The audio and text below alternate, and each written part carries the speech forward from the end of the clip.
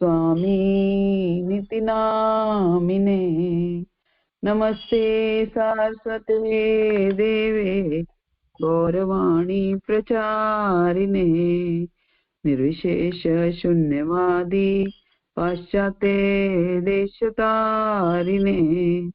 जय श्री कृष्ण चैतन्य प्रभु नित्यानंद वासादि गौर भक्त वृंद। हरे कृष्णा कृष्णा कृष्णा हरे हरे, हरे राम राम राम हरे हरे। जय श्री प्रभुपाद की जय, गुरु महाराज की जय।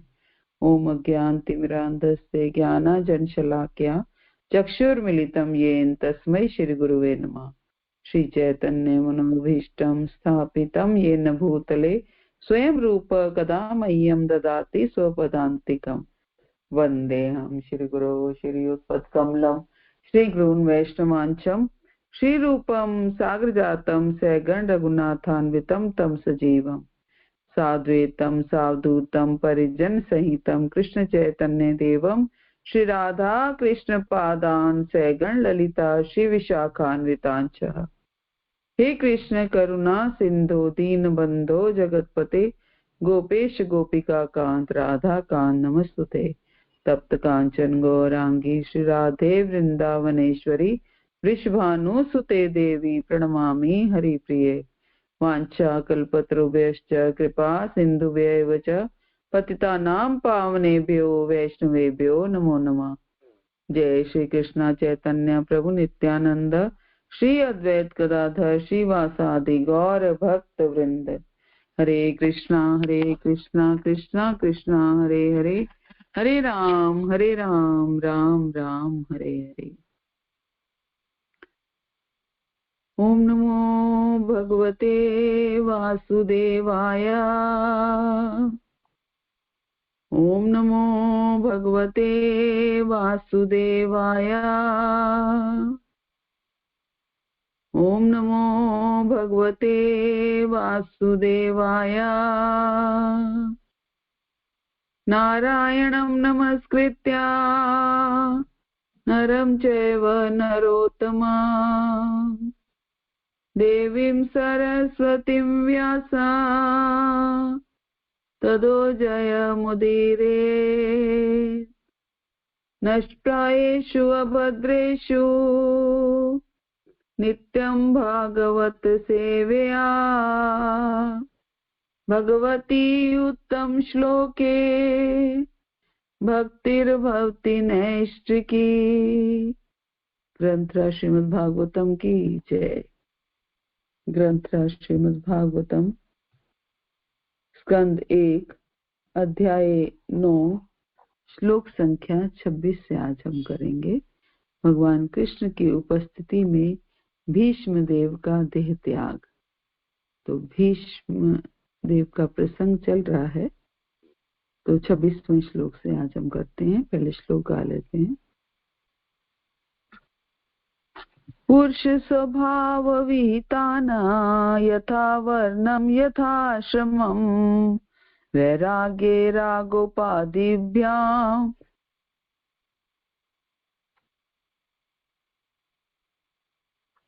वैराग्ये रागोपादिभ्याम आमनातु भयलक्षणान्। पुरुष स्वभाव विहितान यथा वर्मं यथाश्रमं वैराग्य रागोपाधिभ्याम आमनातु भयलक्षणान्। पुरुष स्वभाव विहितान यथा वर्णं यथाश्रमं वैराग्य रागोपाधिभ्याम आमनातु भयलक्षणान्। तात्पर्य श्री प्रभुपाद द्वारा। श्री प्रभुपाद की जय। गुरु महाराज की जय। महाराज युधिष्ठिर के पूछे जाने पर भीष्म देव ने सर्वप्रथम व्यक्ति की योग्यताओं के अनुसार जातियों के वर्गीकरण, वर्ण तथा जीवन के आश्रमों का वर्णन किया। फिर उन्होंने क्रमबद्ध रूप से निवृत्ति तथा प्रवृत्ति नामक 2 उपखंडों का वर्णन किया। तो हम सब जानते हैं कि भीष्म देव जो है वो शरीर छोड़ने वाले हैं और युधिष्ठिर महाराज जो हैं वो बिल्कुल उनके चरणों के पास खड़े हैं और भगवान उन्हें कह रहे हैं कि अब आप कुछ पूछना चाहते हो तो पूछिए। युधिष्ठिर महाराज को इशारा करके बोल रहे हैं कि आप जो प्रश्न पूछना चाहते हो वो पूछिए, क्योंकि अब इनके जाने का समय आ गया है। ये अब जाना चाहते हैं, शरीर छोड़ना चाहते हैं, तो अब आप इनसे पूछिए। तो युधिष्ठिर, पिछले श्लोक में हमने पढ़ा कि युधिष्ठिर महाराज पूछ रहे हैं कि युधिष्ठिर महाराज ने समस्त महर्षियों की उपस्थिति में उनसे विभिन्न धार्मिक कृत्यों के अनिवार्य सिद्धांत पूछे कि जो भी हमारे धार्मिक कार्य करने के हमारे सिद्धांत हैं, अनिवार्य सिद्धांत हैं, बहुत जरूरी सिद्धांत हैं, उनके बारे में बताइए। तो अब इस श्लोक से भीष्म पितामह बता रहे हैं कि महाराज युधिष्ठिर के पूछे जाने पर भीष्म देव ने सर्वप्रथम व्यक्ति की योग्यताओं के अनुसार जातियों के वर्गीकरण तथा जीवन के आश्रमों का वर्णन किया। युधिष्ठिर के पूछने पर भीष्मदेव ने सबसे पहले क्या किया? वर्ण और आश्रम का वर्णन किया। क्या वर्ण है, क्या आश्रम है, और वो हमारे आध्यात्मिक जीवन के लिए कितने आवश्यक हैं। फिर उन्होंने क्रमबद्ध रूप से निवृत्ति तथा प्रवृत्ति नामक दो उपखंडों का वर्णन किया। फिर उन्होंने एक एक करके प्रवृत्ति और निवृत्ति मार्ग इनका खंडन किया, इन दो उपखंडों का खंडन किया।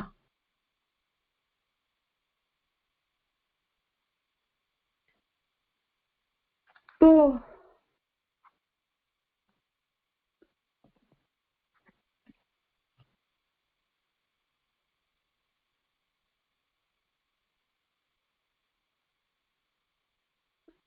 प्रभुपाद बता रहे हैं कि 4 वर्णों तथा 4 आश्रमों की अवधारणा जैसी स्वयं भगवान ने प्रस्तुत की है भगवत गीता में, व्यक्ति में दिव्य गुणों को बढ़ाने के लिए है, जिससे वह अब आध्यात्मिक स्वरूप को जान सके और तदनुसार वह भव बंधन तथा बद्ध जीवन से मुक्त हो सके।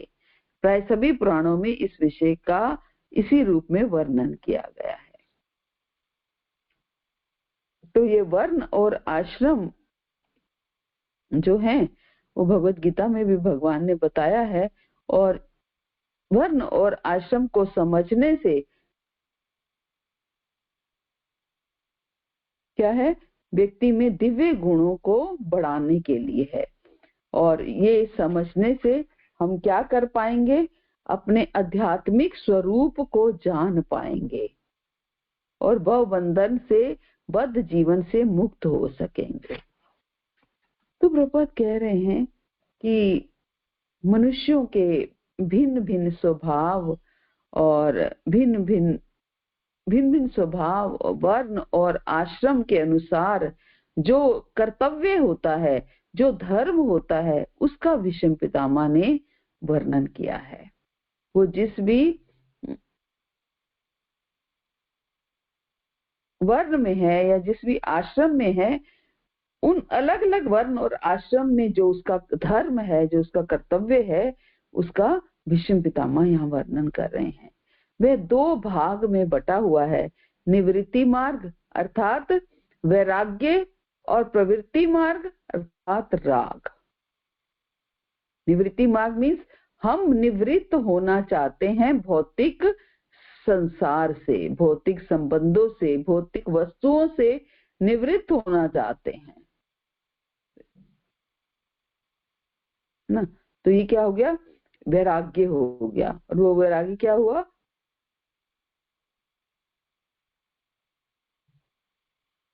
निवृत्ति मार्ग के लिए, है ना।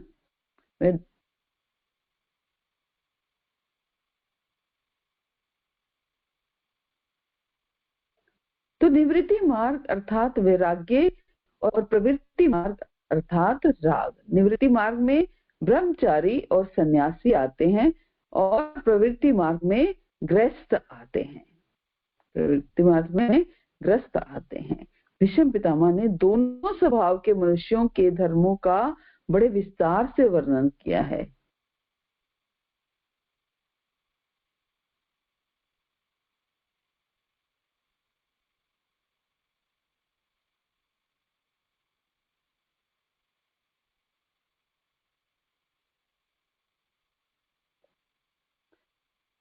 तो भीष्म पितामह ने दोनों स्वभाव के मनुष्यों के धर्मों का यहाँ पर बड़े विस्तार से वर्णन किया है।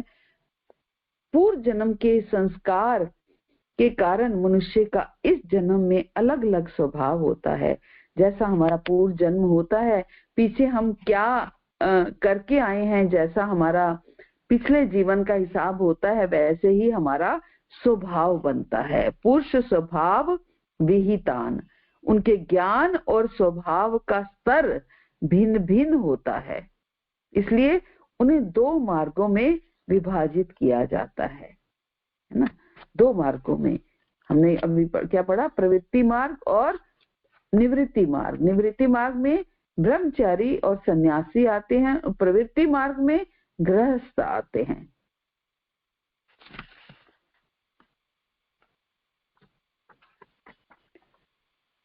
भगवद गीता में 18वें अध्याय में भगवान 4 वर्ण और के बारे में बताते हैं। भगवान कहते हैं, ब्राह्मण क्षत्रिय विशाम शूद्राम च परंतपा कर्माणि प्रवि भक्तानि स्वभाव प्रभवे गुणे।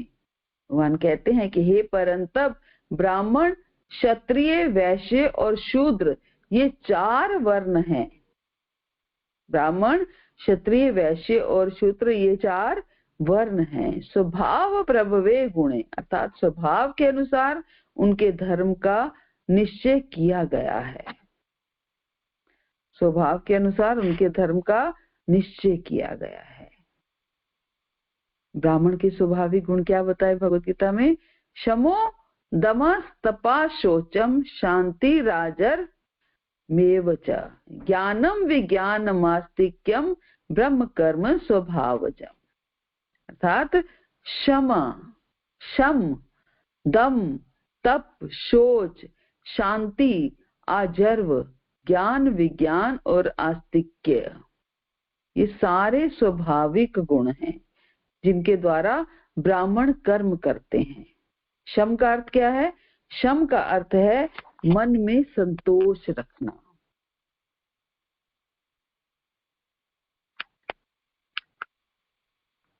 शम का अर्थ है मन में संतोष रखना। दम का अर्थ क्या है? दम का अर्थ है बाह्य इंद्रियां हमारी, जैसे आंख, हाथ, पैर, इन पर संयम रखना। स्वधर्म के पालन में यदि इंद्रियों को कष्ट होता है तो ब्राह्मण का धर्म है कि वह उसे सहे। क्या कहने प्रभुपाद? कि स्वधर्म के पालन में अपना, अगर वो ब्राह्मण है या क्षत्रिय है, जिस भी वर्ण का है, उस धर्म का पालन करने में यदि इंद्रियों को कष्ट भी होता है तो ब्राह्मण का क्या धर्म है कि वो इसे सहे। प्रातः काल में भले ही ठंडी लगे, आजकल इतनी ठंड होती है ना, तो सुबह भले ही सुबह के टाइम पे भले ही कितनी ठंड लगे, फिर भी स्नान करना ये इंद्रियों का तप है। सोने में आनंद आता है, लेकिन कम सोना ये भी तप है। सोना जीवन की अवधि को बेकार खर्च करता है।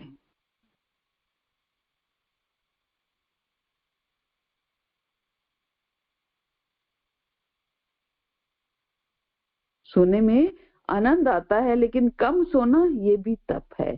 सोना जीवन की अवधि को बेकार खर्च करना है। महाभारत में कहा गया है कि जो क्षत्रिय युद्ध में पीठ दिखाए और जो ब्राह्मण ठंडी के कारण, सर्दी के कारण नहाने से डरता है, वह बेकार है। जो क्षत्रिय युद्ध में पीठ दिखाए और ब्राह्मण सर्दी के कारण नहाने से डरता है, वह बेकार है। तपस्या का अर्थ ये नहीं है कि चारों ओर आग लगाकर ऊपर से सूर्य की गर्मी सहे, पंचाग्नि सहे।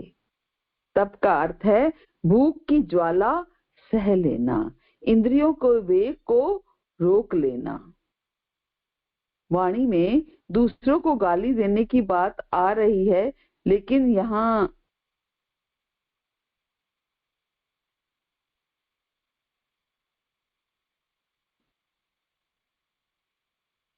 लेकिन क्या नहीं देना, चुपचाप रहना, इसे तप कहते हैं। मुंह में आ रहा है कि मैं इसको कुछ कहूं, कुछ बुरा, कुछ अपशब्द कहूं, लेकिन हम उसको, कई बार ऐसा आता है, मन करता है किसी को कुछ बोलने का कि मैं इसको कुछ तो कहूं, इसको ये जवाब जरूर दूंगी, अपशब्द बोलने का। लेकिन अगर हम संयम कर लेते हैं, कंट्रोल कर लेते हैं, कोई अपशब्द किसी को नहीं बोलते हैं, तो इसे क्या कहते हैं? वाणी का तप कहते हैं। मन का तप है दूसरों का हित करना, भगवान के विषय में चिंतन करना, ये मन का तप है। भगवान के विषय में चिंतन करना। शरीर का तप है भगवान और गुरुजनों को प्रणाम करना, भगवान और गुरुजनों को प्रणाम करना। शरीर झुकना नहीं चाहता, फिर भी इस अधम शरीर को, देह को दंडवत करने के लिए झुकाना चाहिए, है ना? क्योंकि शरीर आलसी हो जाता है, नहीं झुकना चाहता, हम थोड़ा सा झुक के वो कर लेते हैं, है ना? लेकिन भगवान को प्रणाम करने के लिए, गुरुजनों को प्रणाम करने के लिए झुकना चाहिए। भगवान कहते हैं देव द्विज गुरु प्राज्ञे पूजनम शोच माजर्वम ब्रह्मचार्य महिंसा च शरीरम तप उच्यते। परमेश्वर ब्राह्मणों, गुरु, माता पिता जैसे गुरुजनों की पूजा करना और पवित्रता, सरलता, ब्रह्मचर्य और अहिंसा ही शरीर की तपस्या है।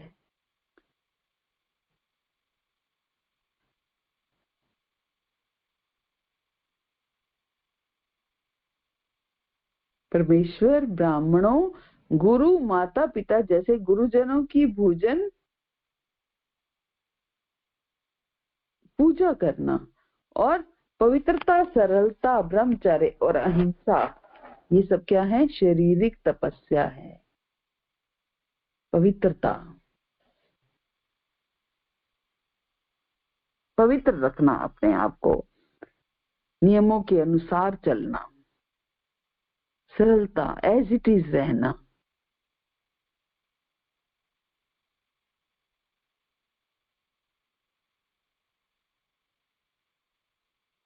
तो ये सब क्या है? शरीर की तपस्या है। शरीर से प्रणाम करना, मेहनत करना, भगवान का प्रचार करना, बुक डिस्ट्रीब्यूशन करना, इसे तप कहते हैं। आप देखिए, चाहे सर्दी हो या गर्मी हो, जो भक्तजन बुक डिस्ट्रीब्यूशन करते हैं वो हर समय घूमते रहते हैं, परवाह नहीं करते कि सर्दी है या गर्मी है, क्या है, कुछ नहीं। तो ये सब क्या है? तपस्याएं हैं।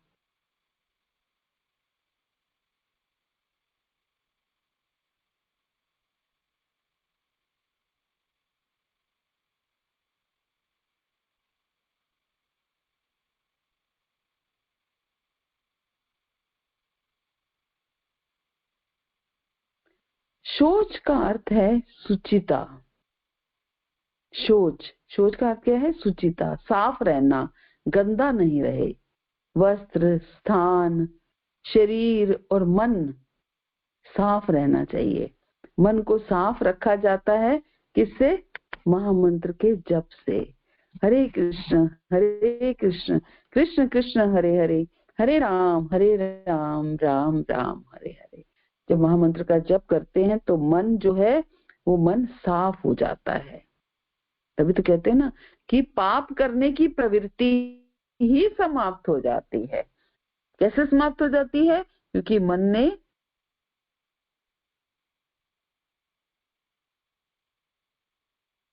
पाप करने की प्रवृत्ति खत्म हो जाती है।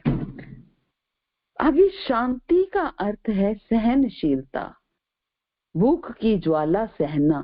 कोई अपमानजनक बात बोल दे तो उसे सह नहीं लेना, इसे शांति कहते हैं।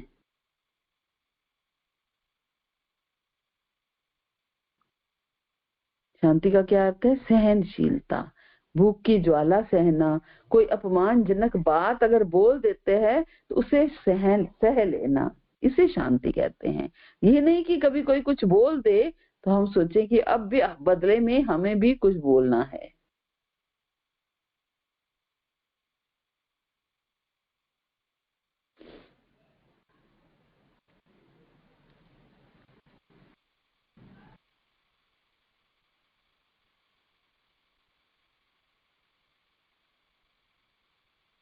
ब्राह्मण को चाहिए कि उसके जीवन में जो भी कष्ट आता है उसे सहे, बर्दाश्त करे। जीवन में आए हुए कष्टों को सहे, बर्दाश्त करे, ये ब्राह्मण का कर्तव्य है।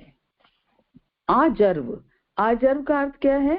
आजर्व का अर्थ है बिल्कुल सीधा साधा होना। तो ब्राह्मण का ये कर्तव्य है कि हमेशा अच्छा कपड़ा पहने, मीन्स साफ सुथरा कपड़ा पहने, व्यवहार में सरलता हो और सरल स्वभाव और सरल खान पान हो। भगवान को जो भोग लगाता है वे सीधा साधा प्रसाद लेना चाहिए। दूसरों के प्रति नम्र व्यवहार होना चाहिए, कोई झूठ कपट चोरी नहीं होनी चाहिए। ब्राह्मण को शास्त्रों का ज्ञान होना चाहिए, है ना। विज्ञान का अर्थ है कि उसे जीवन में अनुभव हो, आचरण करे और भगवान की भक्ति में लगा हो। आस्तिक्य का अर्थ है कि शास्त्रों पर पूरा विश्वास हो, शास्त्रों पर पूरा विश्वास हो। आस्तिक्य, आस्तिक उसे नहीं कहते जो ईश्वर को मानता हो। इस दुनिया में ईश्वर को अपने मन के अनुसार मानने वाले बहुत लोग हैं। मेरा मन ऐसे करने को करता है, मेरा मन ऐसे करने को करता है। तो भगवान को मन के अनुसार ना चल के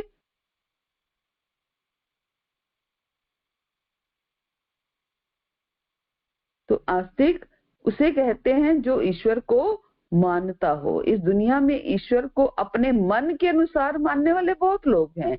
आस्तिक उसे कहते हैं जो वेदों का, शास्त्रों को मानता हो। जो वेद, श्रीमद् भगवत गीता, श्रीमद् भागवत, उपनिषदों को नहीं मानता उसे नास्तिक कहते हैं। ब्राह्मण का वैदिक ग्रंथों में विश्वास होना चाहिए, श्रद्धा होती है और वे उससे पढ़ते हैं। ये ब्राह्मणों का स्वाभाविक कर्म है ना, स्वभाव का, उनके स्वभाव में होना चाहिए।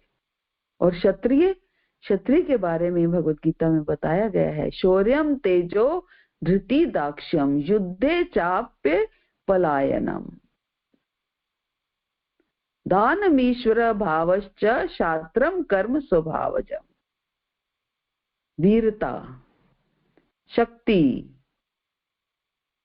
संकल्प, दक्षता, युद्ध में धैर्य, उदारता और नेतृत्व, ये क्षत्रियों के स्वाभाविक गुण हैं। बता रहे हैं भीष्म पितामह एक एक शिक्षा देख के जाना चाहते हैं। क्षत्रियों में वीरता होनी चाहिए। शूरवीर के धर्म को शौर्य कहते हैं। क्षत्रिय में तेज अर्थात प्रभाव होना चाहिए। क्षत्रिय में धृति अर्थात धैर्य होना चाहिए। किसी भी कठिन से कठिन परिस्थिति में वह धैर्य नहीं खोता। दाक्ष्यम अर्थात वह दक्ष होता है, वह दक्ष होता है कि किस तरह से प्रजा का पालन करना है और शासन करना है। युद्धे चापे पलायनम,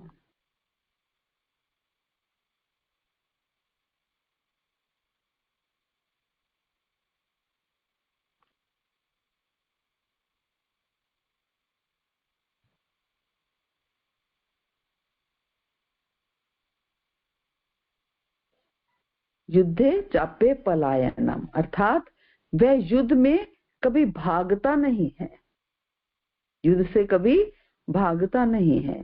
कभी युद्ध का अवसर आया तो क्षत्रिय का स्वभाव है कि वह आगे रहता है, सन्मुख बाण सहकर मर जाता है लेकिन पीठ नहीं दिखाता। सामने से बाण सह लेता है लेकिन पीठ नहीं दिखाता। प्रभुपाद कहते हैं कि राजा और शासक को युद्ध में सबसे रहना चाहिए। युद्ध एक अनिवार्य बुराई है, युद्ध बुरा है लेकिन इसको रोका नहीं जा सकता।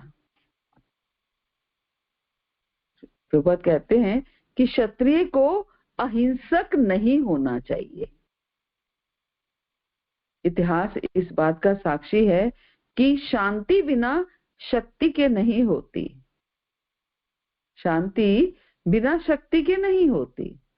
महाभारत युद्ध में इतने लोग मारे गए लेकिन युधिष्ठिर महाराज का राज होने से शांति छा गई। उसके पहले कोई शांति नहीं थी। भीख मांगने से शांति नहीं मिलती। शास्त्र कहता है कि वर्ण विभाजन के नियम मानने से शांति होती है। इसकी अवहेलना करके मनुष्य जाति सुख नहीं पा सकती।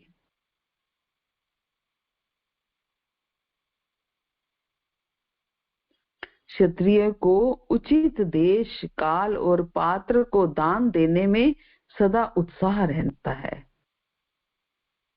क्षत्रिय को दान देने में सदा उत्साह रहता है। उसे कभी दान लेना नहीं चाहिए बल्कि किसी अच्छे काम के लिए हमेशा दान देना चाहिए। ईश्वर भावाश्च, अर्थात क्षत्रिय का ये भाव होता है कि मैं मालिक हूं।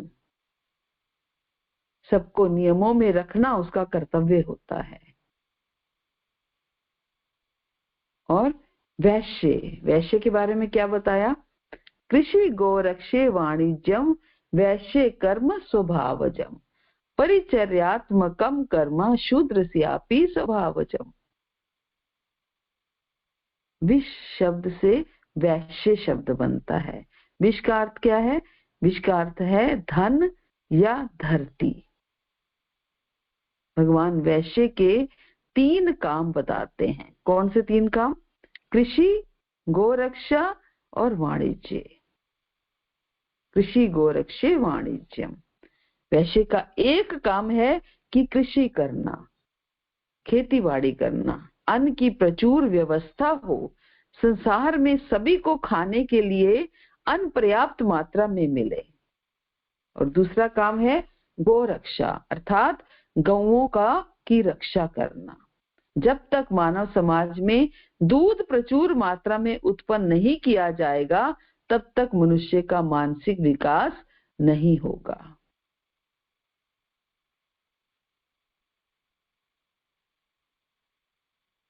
मनुष्य का मानसिक विकास नहीं होगा। दूध, दही, घी, अन्न सबको चाहिए और ये जिम्मेदारी वैश्यों पर है।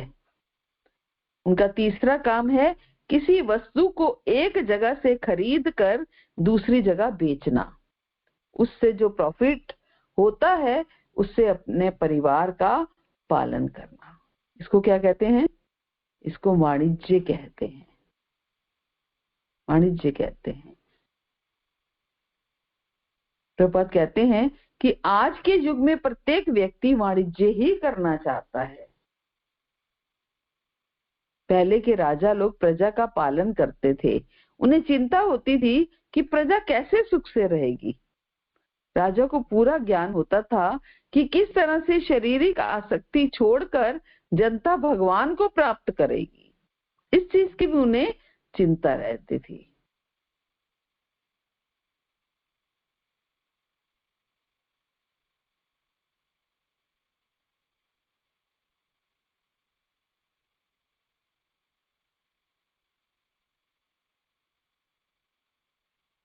पहले के राजा लोग प्रजा का पालन करते थे। उन्हें चिंता होती थी कि प्रजा कैसे सुख से रहेगी। राजा को पूरा ज्ञान होता था कि किस तरह से शारीरिक आसक्ति छोड़कर जनता भगवान को प्राप्त करेगी। राजा को इस चीज की चिंता होती थी कि कैसे जनता शारीरिक आसक्ति को छोड़कर भगवान को प्राप्त करेगी। आज वो इस कंसेप्ट को जानते ही नहीं है कि कैसे शारीरिक आसक्ति का त्याग करना है और कैसे भगवान को प्राप्त करना है।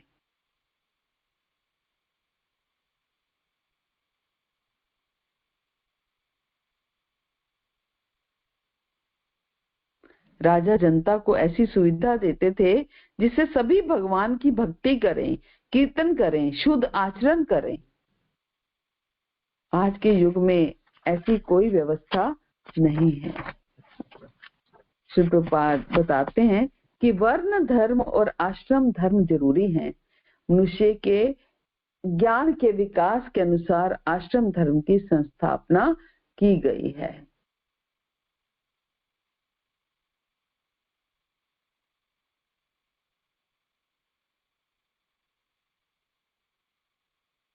आगे शूद्र का धर्म बताते हैं भीष्मदेव।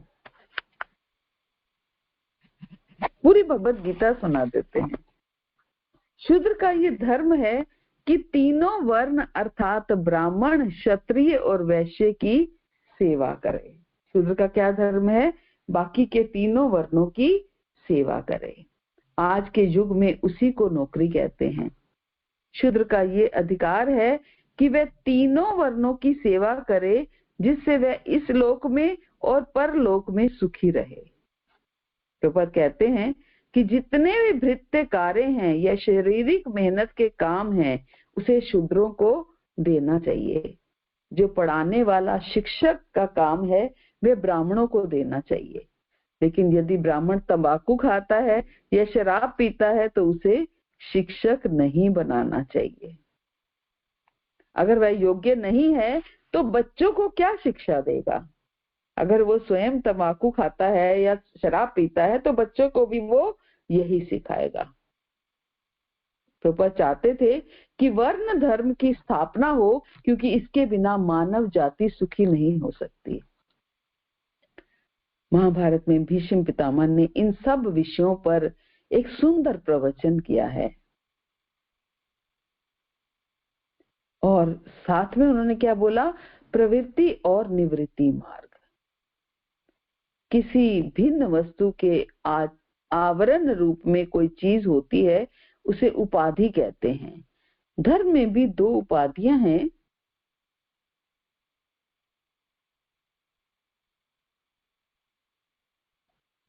धर्म में दो उपाधियां हैं, प्रवृत्ति और निवृत्ति, मीन्स राग और वैराग्य।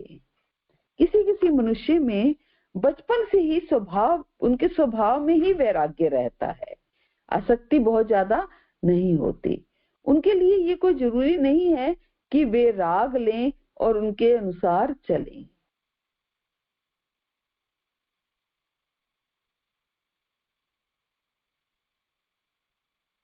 उनके लिए ये कोई जरूरी नहीं है कि वे राग लें और उनके अनुसार चलें। वह व्यक्ति सीधे संन्यास ले सकता है। ये कोई आवश्यक नहीं है कि ब्रह्मचर्य आश्रम से वह ग्रस्त बने ही। इसे निवृत्ति मार्ग कहते हैं।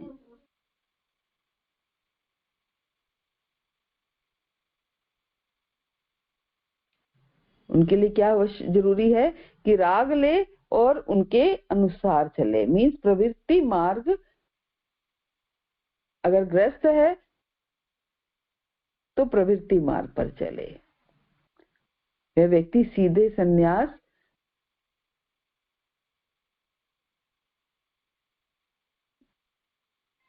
अगर ब्रह्मचारी आश्रम में है तो सीधे संन्यास ले सकता है। तो ये कोई आवश्यक नहीं है कि ब्रह्मचर्य आश्रम से वो ग्रस्त बने ही उसे निवृत्ति मार्ग कहते हैं। लेकिन कुछ मनुष्य ऐसे हैं जिनमें राग होता है, अपने आप ही राग होता है। वे चाहते हैं कि विवाह करें, बच्चे हों और उसी मार्ग से भगवान को प्राप्त करें।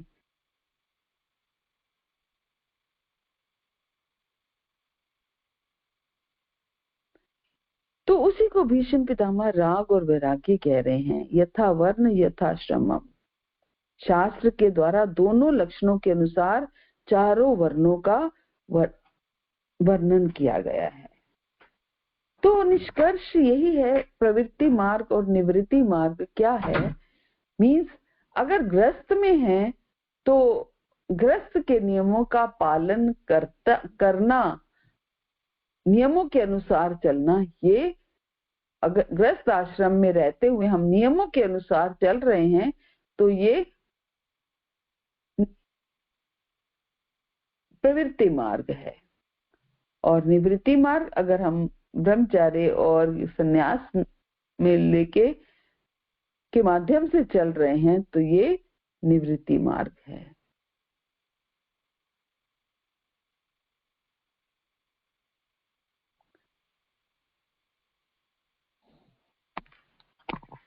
आगे 27वें श्लोक में, इसमें भीष्मदेव ने बहुत प्रबंध तात्पर्य में कई पॉइंट्स बताए हैं। हालांकि तात्पर्य बहुत बड़ा है। भीष्मदेव ने सभी मनुष्यों के लिए 9 योग्यताएं बताई हैं। क्रोध ना करना, पहली योग्यता क्या है? क्रोध ना करना। और फिर झूठ ना बोलना, धन संपदा का समान वितरण करना,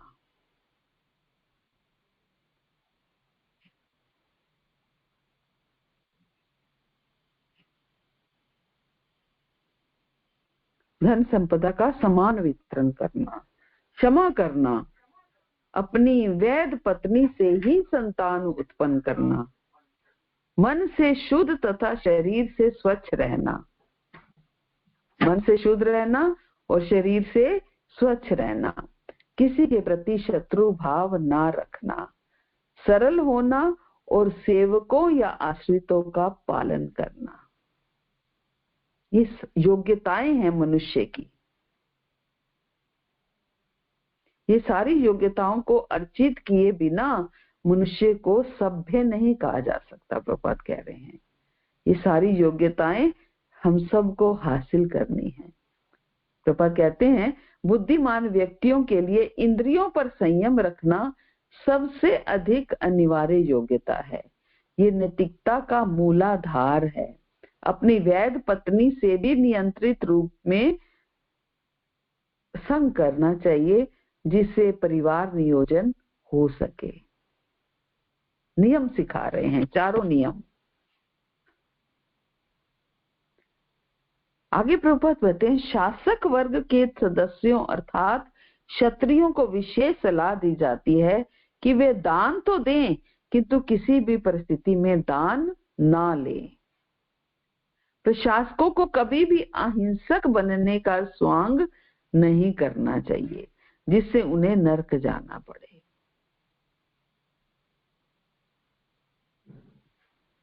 युद्ध में राजा या राष्ट्रपति को तब तक घर नहीं लौटना चाहिए जब तक वह शत्रु द्वारा घायल ना हो जाए। ये छोटे छोटे पॉइंट मैं पूरा नहीं कर रही हूं। राजा या क्षत्रिय को तब तक घर नहीं लौटना चाहिए जब तक कि वो शत्रु द्वारा घायल ना हो जाए।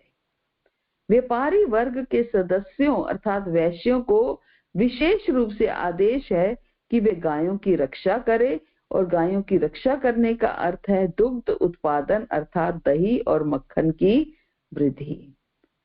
जिस प्रकार क्षत्रियों पर प्रजा की सुरक्षा का भार सौंपा जाता था उसी प्रकार वैश्यों पर पशुओं की सुरक्षा का भार था।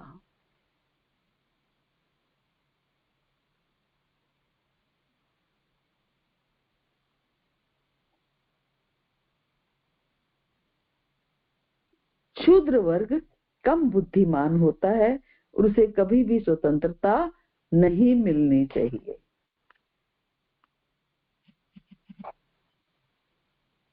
शूद्रों के लिए ये विशेष आदेश है कि वे धन संचय ना करें, जो ही शूद्र धन संग्रह कर लेते हैं जैसे ही वो धन संग्रह करते हैं वैसे ही वो उसका दुरुपयोग करते हैं। किसमें? सुरा सुंदरी और जुआ खेलने में।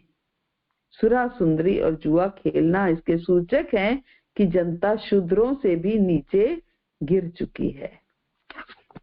तो इस तरह मुख्य मुख्य पॉइंट्स भीष्मदेव ने बताए। और फिर 27वें श्लोक में भीष्मदेव कहते हैं, तब उन्होंने दान कर्मों, राजा के राज्य विषयक कार्यकलापों तथा मोक्ष कर्मों की खंडवार व्याख्या की। फिर उन्होंने स्त्रियों तथा भक्तों के कर्तव्य का संक्षेप में विशद रूप से वर्णन किया। उसके बाद क्या किया उन्होंने? दान कर्मों और राजा के विषय कार्यकलापों तथा मोक्ष कर्मों की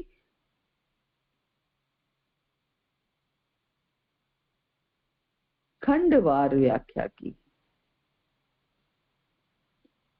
भीष्म पितामह ने दान धर्मान अर्थात दान किस देश में, किस काल में, किस पात्र को देना चाहिए, इसका विस्तार से वर्णन किया।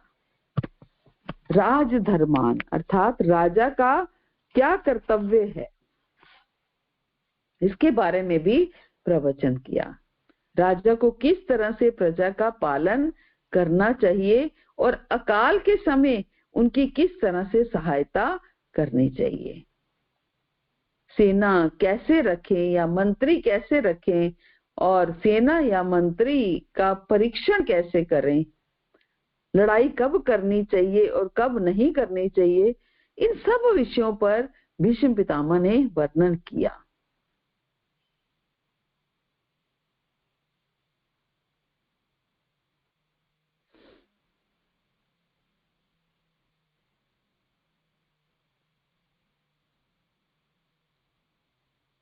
सेना कैसे रखें, मंत्री की ट्रेनिंग कैसे करें, लड़ाई कब करनी चाहिए कब नहीं, इन सब बातों पर, सब विषयों पर भीष्म पितामह ने वर्णन किया। मोक्ष धर्मान अर्थात मोक्ष धर्म संसार बंधन या जन्म मृत्यु से कैसे मुक्त हो।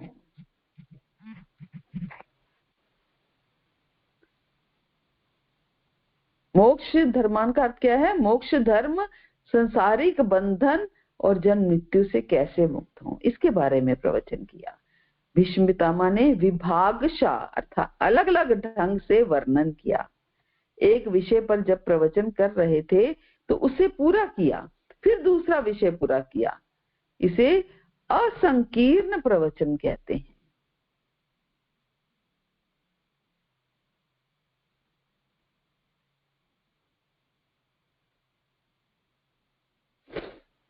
एक विषय पर पहले प्रवचन कंप्लीट किया, फिर दूसरा विषय पूरा किया। इसे क्या कहते हैं? असंकीर्ण प्रवचन। तो इस तरह से भीष्म पितामह ने क्रम वाइज, सीरियल वाइज प्रवचन किया। और इसके पश्चात भीष्म पितामह ने स्त्री धर्मान अर्थात स्त्रियों के क्या कर्तव्य होते हैं उनका वर्णन किया।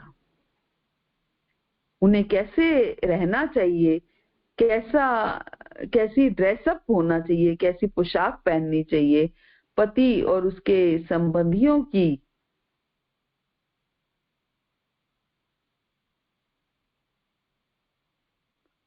ना, स्त्रियों को कैसे रहना चाहिए, कैसी ड्रेस पहननी चाहिए, पति और उसके संबंधियों की यानी भाई बंधुओं की, सास ससुर की किस तरह सेवा करनी चाहिए, भोजन कैसे बनाना चाहिए, घर की वस्तुओं को कैसे सजा करके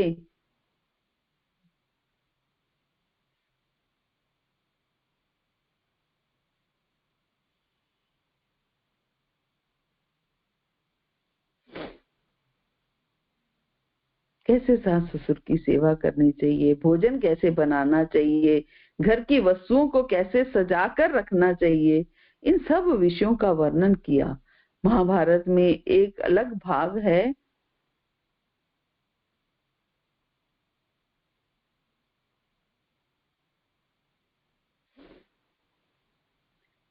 महाभारत भीष्म पितामह ने भगवत मान अर्थात भगवान को संतुष्ट करने वाले कर्तव्य का वर्णन किया। क्या करें जिससे भगवान संतुष्ट रहें, प्रसन्न रहें। जीव जो है भगवान कृष्ण का दास है। वर्तानी चेरे हरितोषनानी, अर्थात श्री कृष्ण को कैसे प्रसन्न किया जा सकता है? ये जीव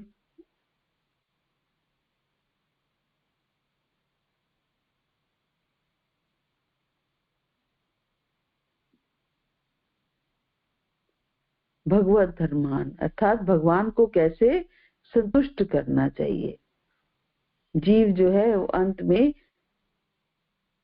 आखिर तो भगवान का दास है। वर्तानी चेरे हरि तोषणानी, अर्थात श्री कृष्ण को कैसे प्रसन्न किया जा सकता है? भगवत धर्म मोक्ष धर्म से भी अलग है। भगवत धर्म जो है वो मोक्ष धर्म से अलग है। जन्म मृत्यु के चक्कर से छूट जाना अलग चीज है और भगवान को प्रसन्न करना अलग चीज है। कैसे भगवान को प्रसन्न करना है?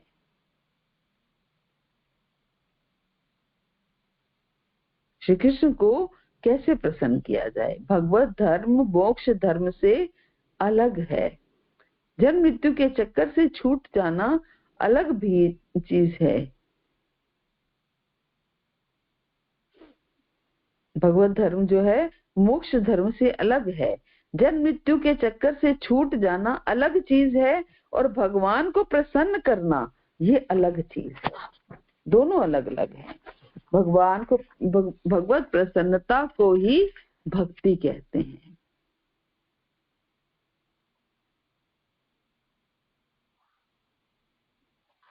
श्रवणम कीर्तनम विष्णु स्मरणम पाद सेवनम अर्चनम अंतरम दास्यम साख्यम आत्मनिवेदनम।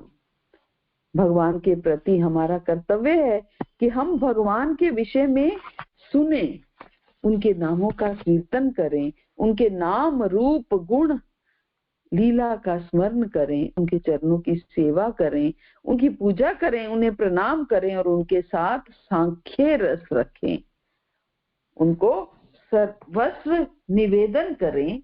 ये भगवत धर्म है, ये भगवत धर्म है।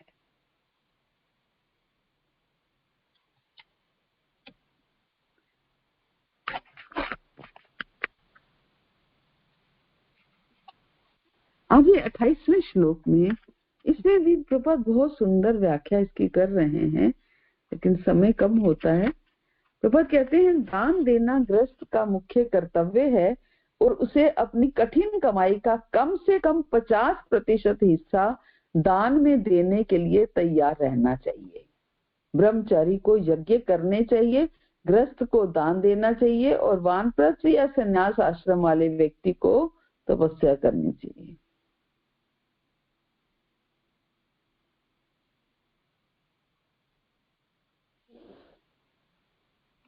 प्रभुपाद कहते हैं कि प्रजा को मोक्ष प्राप्त कराना ये राजा का धर्म है, राजा का कर्तव्य है।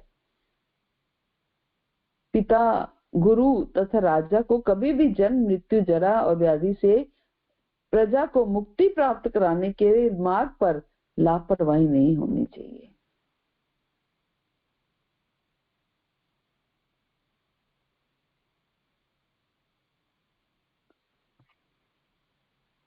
तो पिता गुरु और राजा को कभी भी जन्म मृत्यु जरा और व्याधि से प्रजा की मुक्ति प्राप्त कराने के मार्ग पर लापरवाही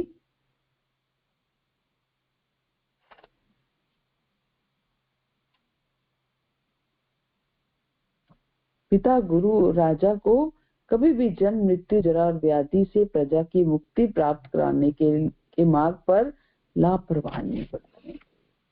एक राजा का कर्तव्य है कि वो अपनी प्रजा को निकाल करके ले जाए, लेकिन आज के राजा तो इस बात को समझेंगे ही नहीं तो लेके कैसे जाएंगे।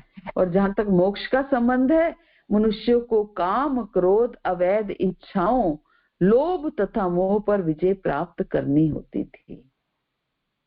क्रोध पर विजय पाने के लिए मनुष्य को क्षमा करना सीखना चाहिए। अवैध इच्छाओं से मुक्त रहने के लिए आवश्यक है कि व्यर्थ की योजनाएं ना बनाई जाएं। आध्यात्मिक अनुशीलन द्वारा नींद पर विजय प्राप्त की जा सकती है। सहनशीलता द्वारा इच्छाओं और लोभ पर विजय प्राप्त की जा सकती है।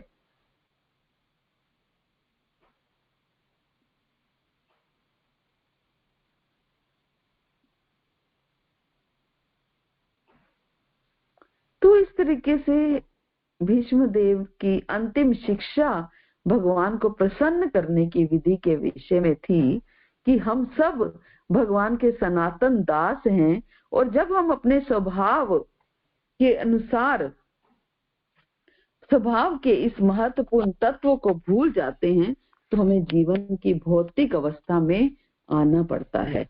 भगवान को प्रसन्न करने की विशेष रूप से गृहस्थों के लिए ये बहुत सरल विधि है, और घर में भगवान का अर्चा विग्रह स्थापित करके हम भगवान के अर्चा विग्रह पर अपना चित्त एकाग्र करके दैनिक कार्य किए जा सकते हैं। घर में अर्चा विग्रह की पूजा, भक्त की सेवा, श्रीमद् भागवत का श्रवण, पवित्र तीर्थ स्थान में वास और भगवत धाम का कीर्तन,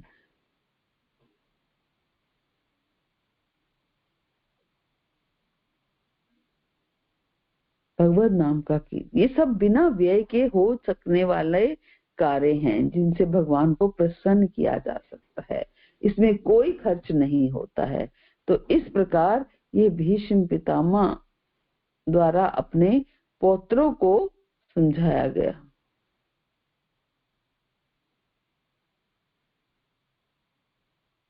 तो इस प्रकार ये विषय पितामह द्वारा अपने पुत्रों को समझाने के लिए।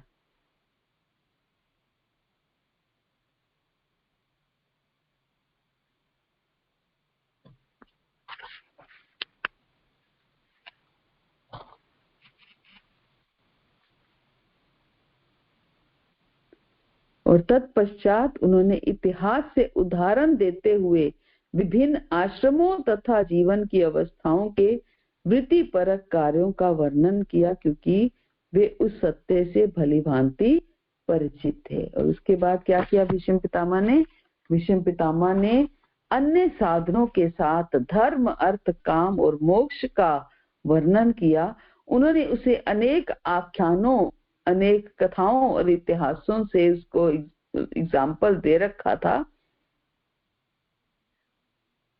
तो इस तरह वर्ण यामास तत्वविदा अर्थात तत्विद भीष्म पितामह ने वर्णन किया। इतिहास से उदाहरण देते हुए उन्होंने वर्ण और आश्रम को उन्होंने समझाया। हरे कृष्णा। श्रील प्रभुपाद की जय, गुरु महाराज की जय, आप सब भक्तों की जय। तो आज हम 3 ही श्लोक कर पाए, 26, 27, और 28।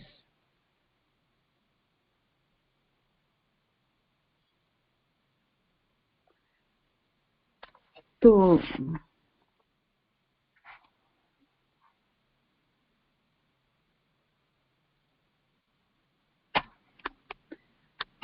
अभी तो मुख्य तौर से स्तुति भीष्मदेव की शुरू नहीं हुई है,